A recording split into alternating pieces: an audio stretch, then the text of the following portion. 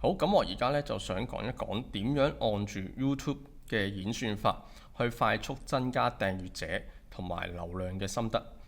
嗱，講咗咁耐，你都應該知道流量咧就係王道啦。無論你想透過頭先所講嘅邊個方式賺錢都好啦，如果冇流量咧就唔會成功嘅。我自己咧都經營咗 YouTube 頻道超過2年㗎啦，期間咧都上網睇咗好多快速增加訂閱人數嘅小技巧，大概咧就知道點樣先可以得到 YouTube 嘅演算法嘅影片推薦同埋去吸引人流嘅。咁以下咧就係我一啲重要嘅心得，相信對新手咧有一定嘅幫助嘅。首先第一樣最重要嘅就係你要選定你嘅頻道主題，你要知道你要去製作乜嘢嘅內容，你要靠呢啲內容咧去吸引乜嘢嘅觀眾。嗱，呢點係非常之重要嘅。如果連你都唔知道你嘅影片係乜嘢主題，係俾邊個睇嘅話呢，咁個 YouTube 就更加唔會知道，佢亦都唔會知道係應該推薦俾邊啲嘅觀眾去睇你嘅影片。如果推薦咗俾一啲錯誤嘅觀眾，咁你嘅影片嘅表現呢就一定唔會好嘅。但係當你嘅定位清晰啦，觀眾睇完你嘅片之後，佢哋就會好奇你嘅頻道裡面係咪有其他相關嘅影片。如果你頻道裡面嘅影片都係圍繞住相關嘅主題嘅話呢，咁呢啲觀眾呢通常都會好積極咁樣去訂閱你嘅頻道嘅。咁我就會建議你揀一個你自己有興趣嘅項目，最好呢係已經有唔少相關知識嘅主題，因為咧經營 YouTube 其實係一個好漫長嘅工作嚟嘅，而且咧係短期內唔會見到有任何嘅回報嘅。我已經算係好好彩㗎啦，由建立頻道到真正賺到收入咧，用咗係整整1年多嘅時間，依靠嘅就係一個信念同埋做一啲自己中意做嘅嘢。如果你本身都對講嘅嘢係冇興趣，咁喺冇回報嘅情況之下呢，你一定係堅持唔到落去嘅。你唔信，你可以上網睇睇其他唔多人睇嘅頻道啊，佢哋可能持續上載咗幾個月，以至1-2年嘅影片之後呢，就冇再更新嘅，因為佢哋見到係冇乜回報啊，咁就已經係放棄咗。你唔想自己放棄嘅話呢，最好就係按翻自己嘅喜好去整片。另外呢，就俾多個貼士你係唔應該揀一啲太冷門嘅主題嘅。你諗到個主題之後呢，最好上 YouTube search 下有冇相關嘅影片，睇一睇佢哋嘅表現多唔多人睇。如果你直情揾唔到，或者見到佢哋嗰啲影片係冇乜人睇呢，咁你就真係唔好冒險啦。YouTube 呢已經係運作咗好多年㗎啦。如果係能夠成功嘅主題，照計已經係有人做咗㗎啦，而且係會 keep 住有人做嘅。如果你係揾唔到好多人做，證明你嘅主題根本就冇市場可言。你覺得你自己一個新人，你有冇辦法可以打破呢個情況呢？再者，你自己睇開 YouTube 影片都知啦， YouTube 係有一套自己嘅演算法㗎嘛，佢係會按你之前睇片嘅習慣喜好，就推薦一啲你有興趣嘅影片俾你。如果你嘅主題係太冷門嘅話呢，冇乜市場嘅話， YouTube 係唔會幫你揾到對呢方面有興趣嘅人嘅，咁結果就係冇人睇咯。總括嚟講呢，一啲大主題係最容易透過 YouTube 嘅影片推薦到人流嘅，例如健康啦、飲食、理財、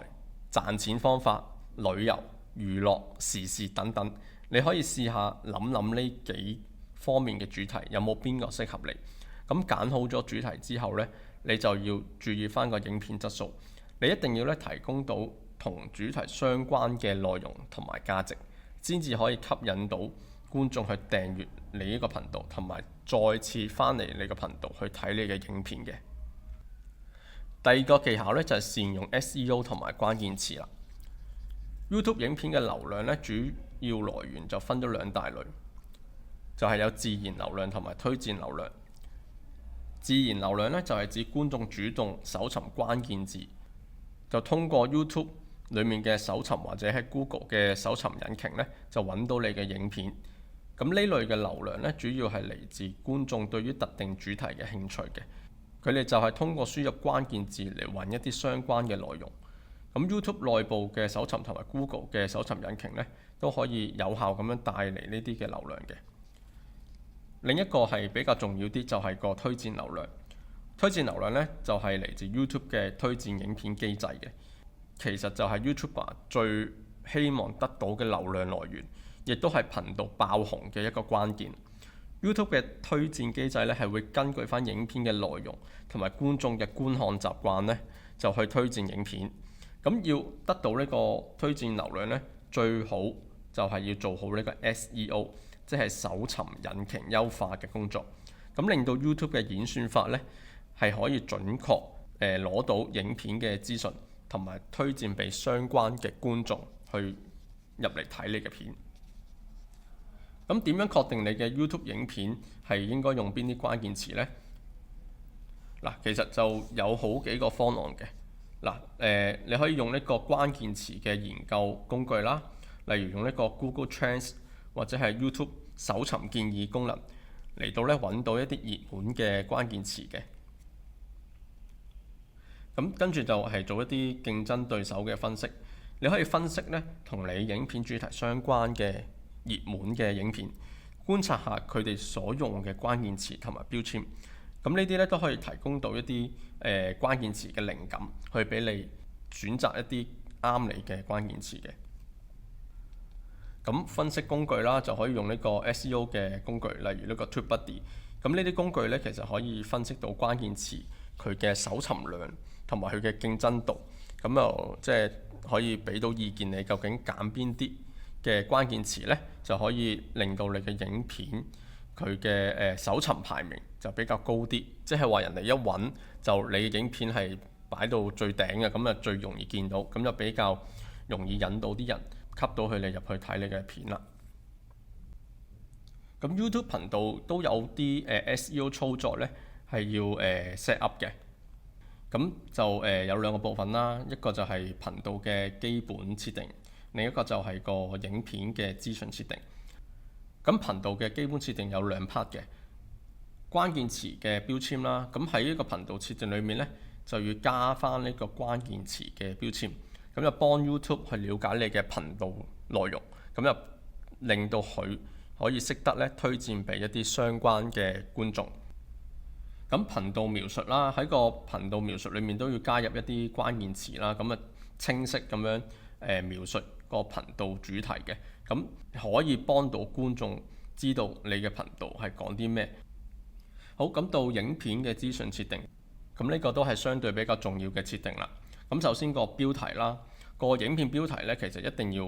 簡潔同埋易明，咁啊直接咧包含咗個關鍵詞嘅。入標題呢，其實係觀眾最先睇到嘅內容嚟㗎嘛，咁佢會影響到佢究竟會唔會撳入去睇你嘅片，即係影響到你嘅點擊率。咁所以其實你個標題呢，一定要係好清晰咁樣話到俾人聽，你係講緊啲乜嘢。咁另外描述欄啦，前幾行嘅描述呢，就應該已經係包含一啲主要嘅關鍵詞。咁個詳細説明影片內容嗰度呢，咁其實亦都可以提供一啲額外嘅信息啦，例如你自己嘅社交媒體嘅帳號等等啦。咁關鍵詞標籤呢，其實亦都係幫助 YouTube 去理解個影片嘅主題講乜啦，咁就方便去推薦俾一啲相關嘅人去撳入去睇呢條片嘅。CC 字幕即係話你其實係要將段片呢就加入呢個字幕啦，即係你如果你係講緊中文嘅，咁你就要加翻呢個中文嘅字幕。咁字幕裡面嘅文字呢，係會被 YouTube 嘅演算法去引用嘅，咁就可以增加你嗰個影片喺搜尋結果中嘅排名啊。同埋個字幕呢，可以幫到一啲聽障人士啦，或者係非母語觀眾呢，就係更加方便去睇個影片，咁就提高影片嘅可接觸性嘅。好，第三個小技巧其實就係要定期上載影片。要成功經營 YouTube 頻道呢，其實保持呢個定期上載影片呢係非常之重要嘅。如果觀眾呢係中意你嘅內容嘅話，但係發現你個頻道係長時間都冇更新過，佢哋可能咧就會猶豫緊，究竟係咪訂閱佢好呢？就算佢係對你嘅內容有興趣，如果佢知你嘅頻道係好耐都冇更新，咁佢都可能選擇係唔訂閱嘅喎，因為佢唔知你究竟下一次會係喺幾時再上載新片俾佢睇啊嘛。調翻轉啦，咁如果觀眾係睇到你嘅頻道係有穩定嘅更新啦，例如即係每個禮拜穩定嘅時間都會上載片嘅，咁佢就更高嘅機會咧係會訂閱你嘅頻道。加上咧，其實保持定期上載咧係可以得到 YouTube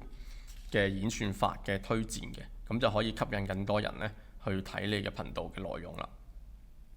嗱，咁上載影片咧，其實都有啲時間嘅建議嘅。咁嗱，如果係知識型頻道咧，我就通常建議係喺平日嘅黃昏時間上載嘅，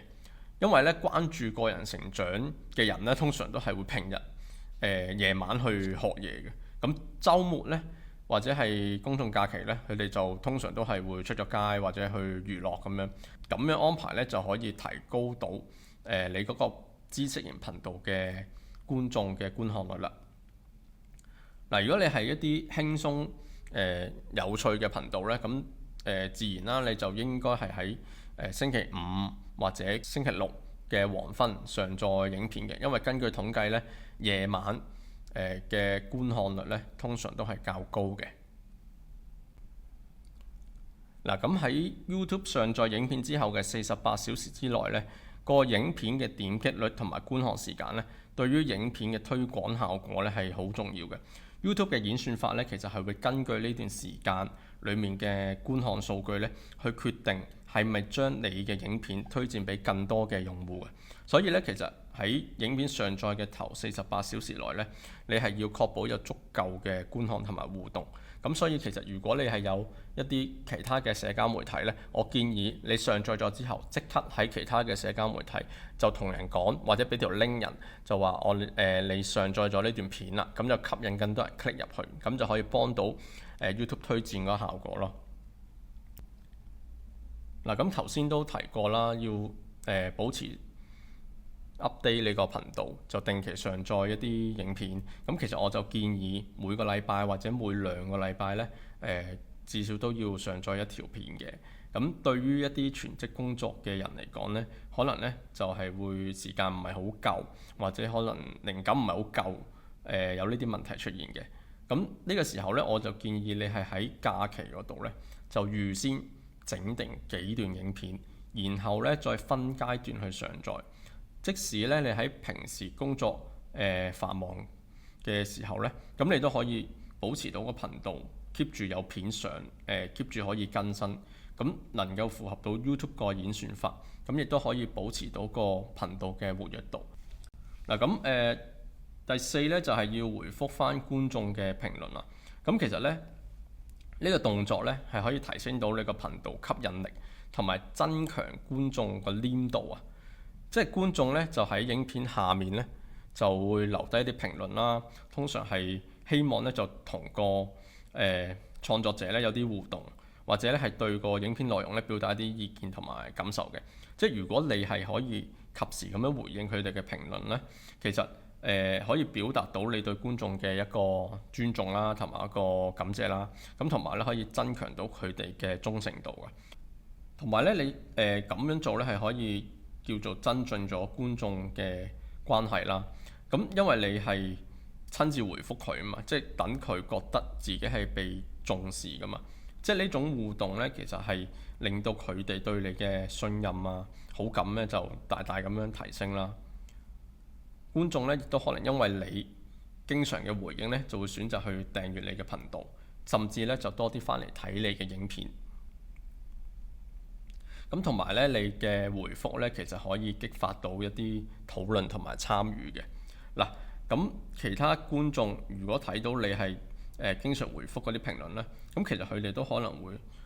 更加願意去寫啲留言去同你傾偈或者表達意見嘅。咁其實呢一個動作咧，除咗係可以令到多啲人去同你建立關係之外咧，其實 YouTube 咧，佢都係好中意呢樣嘢嘅，因為佢想多啲嘅觀眾留喺 YouTube 上面睇片啊嘛。咁所以其實呢個動作呢，亦都可以促進到呢個 YouTube 演算法去推薦俾多啲人入嚟睇你嘅片嘅。嗱，咁有咩實用技巧呢？咁其實就係、即時嘅回應啦，盡量喺個觀眾評論發布24小時內呢就回覆返去，咁就等佢感受到你嘅關注啦。咁同埋個性化嘅回覆呢都係好緊要嘅，你唔可以次次都係用同一個template 去回覆佢嘅，因為佢每條嘅評論呢其實都係佢自己個人嘅意見嚟㗎嘛。咁你咁樣個別去回覆佢呢，咁可以令到佢更加中意你個頻道同埋中意呢個創作者咯。咁另外呢，你都可以喺回覆嗰度呢提出返啲問題，咁就即係邀請多啲觀眾呢去講多啲嘢。咁同埋要管理個評論啦。嗱，你對於嗰啲唔適當或者負面嘅評論呢，其實你係要隱藏咗佢或者刪除咗佢嘅。因為個頻道呢，其實你係如果你係一般嚟講啦，咁你都係要提供一啲叫正面嘅資訊㗎嘛。你要保持個頻道其實係有一個正面嘅氛圍啊。咁所以如果你見到一啲擺明係搞事嗰啲咧，你一定要 delete 咗佢。咁如果佢嘅評論係一啲善意嘅批評，其實你都可以唔使 delete 佢嘅。咁因為就我諗你可以都回應返佢啦。咁就話可能會係接受佢嘅批評啊，可能會改善咁樣咯。咁所以就其實係純粹係刪除一啲搞事嘅人嘅啫。咁就令到個整體氣氛咧就好啲。